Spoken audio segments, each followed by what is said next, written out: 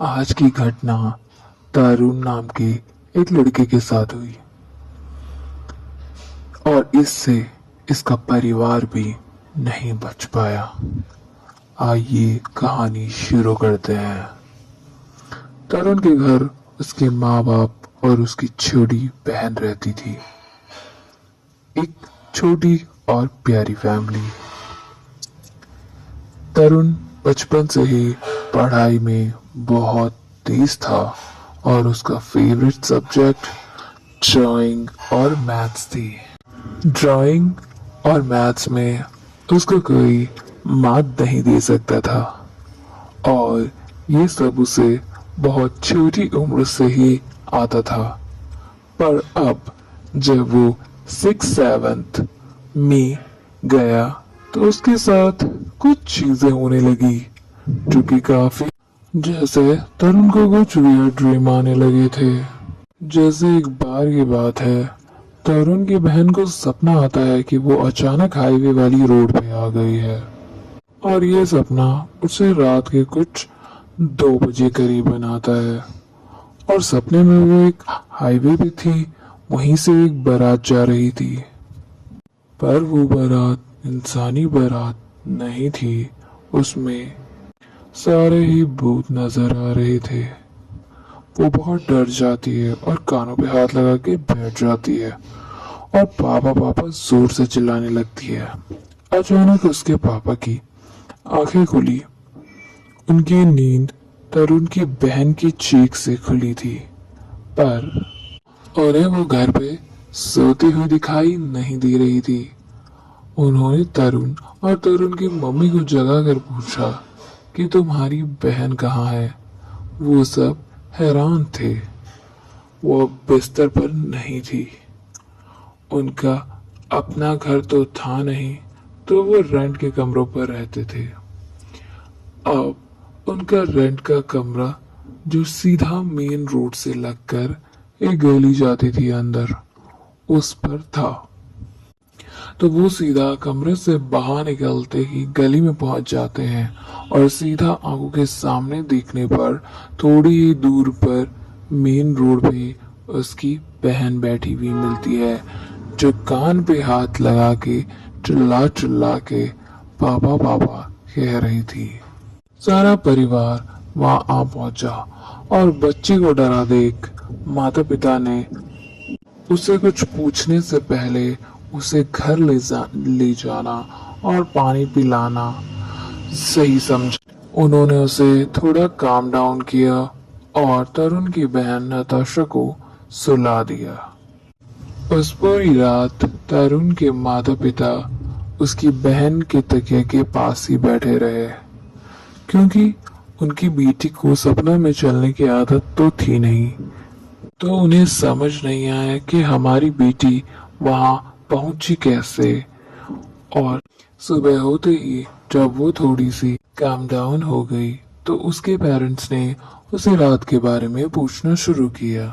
तरुण की बहन नताशा ने रात के सपने के बारे में सब कुछ अपने माँ बाप को बताया और साथ ही उसे बताया कि कैसे वो सिर्फ सपने में वो सब देख रही थी, पर जब उसने आंखें खोली तो वो हकीकत में रोड पर खड़ी थी, जिससे वो बहुत डर गई। माता पिता ने सोचा कि शायद इस सपने की वजह से हुआ हो और उन्होंने इस चीज को बहुत ज्यादा सीरियस नहीं लिया। उन्होंने उसे सपने को सपने की तरह ही टाल दिया।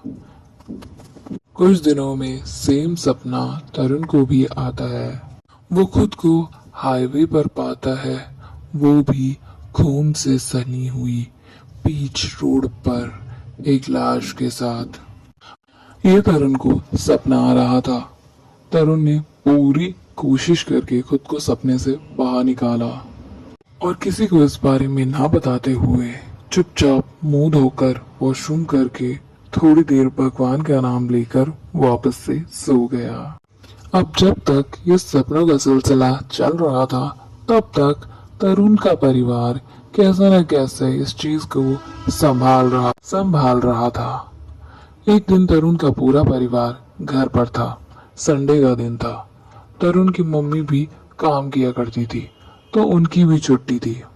वो कपड़े धो रही थी और बहन को कुछ काम के लिए बोलती है। नताशा काम करने लगती है। इतने में उसका भाई बाहर से उसकी स्कूटी को धोकर अंदर आता है। उन्होंने देखा कि नताशा टीवी के आगे बैठी हुई है और टीवी देख रही है। उन्होंने देखा और वो अपनी बहन को कुछ कहे बिना किचन की तरफ पानी लेने के लिए चल दिए। पर जो उन्होंने किचन में देखा, वो देख के उनकी आंखें फटी की फटी रह गई। उन्होंने अभी नताशा को बाहर टीवी देखते हुए देखा और अभी उसे किचन में काम करते हुए देख रहे थे। वो कहते हैं, तू यहाँ क्या कर रही है? तू तो टीवी देख रही थी ना? उनकी बहन कहती है, पागल हो गया है क्या भाई? मैं काम कर रही हूँ किचन में, मम्मी ने कहा है। तरुण बाहर देखने को भागा पर वहां कोई नहीं था। ऐसा ही एक और दिन हुआ जब दोनों भाई बहन टीवी देख रहे थे कि मम्मी बाहर से सीधा अंदर आई। तो ये कोई नई बात नहीं थी और ये बात बहुत नॉर्मल भी थी। पर 5 मिनट भी नहीं हुए थे इस इंसिडेंट को कि दोबारा उनकी मम्मी बाहर से अंदर को आती है। अब उनके साथ इतनी बार ये चीजें हो रखी थी कि वो समझ चुके थे। जब उनकी मम्मी आती हैं और उनसे कुछ पूछती हैं तो वो समझ जाते हैं कि जो पहले गया वो उनकी मम्मी नहीं थी और जो दूसरे नंबर पे आई हैं वही उनकी असली मम्मी है। अब वो समझ चुके थे कि उनके घर में कोई ऐसी चीज है जो सबका रूप बनाकर घूमती रहती है, पर वो कभी कुछ बोलती नहीं है। ये चीज कई लोगों के लिए डरावनी हो चुकी थी। ये चीज कई लोगों के लिए डरावनी हो सकती है, पर वो इसके साथ रहना सीख रहे थे धीरे धीरे, क्योंकि उन्हें समझ नहीं आ रहा था कि असल में उनके साथ हो क्या रहा है। पर वो चीज इनका नुकसान नहीं कर रही थी किसी भी तरह से, इसलिए इन्हें ज्यादा फर्क नहीं पड़ रहा था। पर हाँ, ये सारे बहुत डर में जी रहे थे। इन्होंने सोचा कि चाहे वो जो भी चीज हो, पर उस चीज का हमारे घर पर रहना सही नहीं। अब इन्होंने तांत्रिक, पंडित, जो भी इनकी कोई मदद कर सकता था उसे ढूंढना शुरू किया, पर इन्हें कहीं राहत नहीं मिली। और साथ ही अब नताशा का स्कूलों में अपनी क्लासेस में चिल्लाना भी शुरू हो गया था।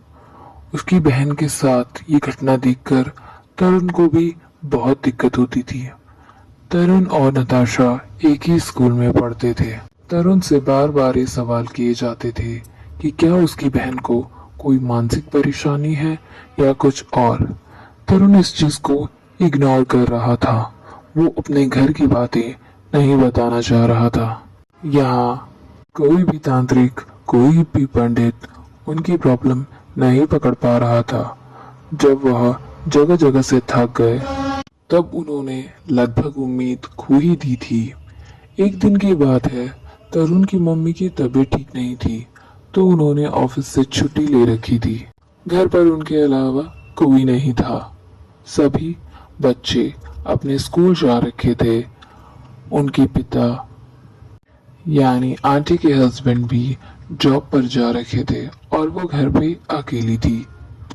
तभी एक साधु उनके घर की तरफ आता है, जो कि केदारनाथ यात्रा कर रहे थे और वो केदारनाथ को जा रहे थे। अब एक आस्थावान परिवार होने के नाते उसकी मम्मी ने साधु को प्रणाम किया और उनको खाना पानी पूछा। साधु ने कुछ खाने से मना कर दिया पर पानी पीने के लिए हामी भर दी। उन्होंने बस पानी मांगा था, पर जब तरुण की मम्मी पानी लेकर पहुंची तो वो तरुण की मम्मी के पास आते ही पानी पीने के लिए भी इनकार कर दिया। अब तरुण की मम्मी को थोड़ा अजीब और बुरा एक साथ लग रहा था, क्योंकि पहले उन्होंने उन्हें दूर से देखकर पानी के लिए हाँ कहा और अब लेने से मना कर दिया। पूछने पर उन्होंने कहा कि तेरे घर पर भूतों का आना जाना है। वो हैरानी से उन्हें देखने लगी, क्योंकि जो कोई भी बात नहीं पकड़ पा रहा था वो उन्होंने बस उन्हें देखते ही बता दिया था। वो उनके सामने घुटनों पर आ गई और उनसे मदद की भीख मांगने लगी, उनकी मदद करे। उन साधु ने कहा कि इसकी विद्या उनके पास नहीं है, मैं बस देख पा रहा हूँ कि एक नहीं, तेरे घर में कई चीजों का आना जाना है। यह सब भूतों को आकर्षित तुम्हारी पीठी कर रही है, यह उसी के पीछे है। और कुछ उसके ग्रह नक्षत्र भी इसी तरह के हैं कि इन सब से तुम बच नहीं पाओगे। उन्होंने कहा, परंतु तुम्हें इतने समय से कोई नुकसान नहीं पहुंचा है, क्योंकि नुकसान थोड़ा बहुत तो तरुण के परिवार का हो ही रहा था। जैसे उन्हें दो इंसानों के कमाते हुए भी तंगी का सामना करना पड़ रहा था और आए दिन उन्हें किसी न किसी जगह पर चोट लगती रहती थी। आगे साधु ने कि उनके परिवार की हिफाजत सिर्फ तरुण के पिता यानी कि उसके पति कर रहे हैं, जाने अनजाने में, क्योंकि तरुण के पापा के ऊपर पितरों का बहुत अच्छा हाथ है और साथ ही उनके ग्रह नक्षत्र इसमें काफी तेज हैं, जिससे उनके रहते ये तुम पर कोई घातक वार नहीं कर पाएंगे। और इनका जो भी मेन टारगेट है वो है नताशा, उसी के पीछे ये घर पे आ रहे हैं और निशाना भी इसका नताशा ही थी। इतना कहकर साधु एक अभिमंत्रित धागा दिया और उसे नताशा को पहनाने के लिए कहा और कहा इससे वो सुरक्षित रहेगी। इतना कहकर साधु वहां से चला गया। अब तरुण की मम्मी को सारी बातें समझ में आ रही थी, पर अभी भी उनके पास परमानेंट सोल्यूशन नहीं था। उन्होंने और खोजबीन की, पर उनका हाल किसी के पास नहीं था, क्योंकि हर कोई कह रहा था कि किसी के ऊपर होता या शरीर में होता तो उसका निकाला कर सकते थे, परंतु अगर किसी लड़की के नक्षत्र और ऐसा ही बनावट हो कि वो भूतों को आकर्षित करती हो तो उसका कोई क्या ही कर सकता है। उन्हें धागे से राहत तो मिली, पर फिर भी तरुण की मम्मी को लगा कि शायद ये जगह ही खराब थी। यहाँ आते ही हमें इतना सब चीजों का सामना करना पड़ रहा था। तो उन्होंने रूम चेंज करने का सोचा और उसका एक और कारण था।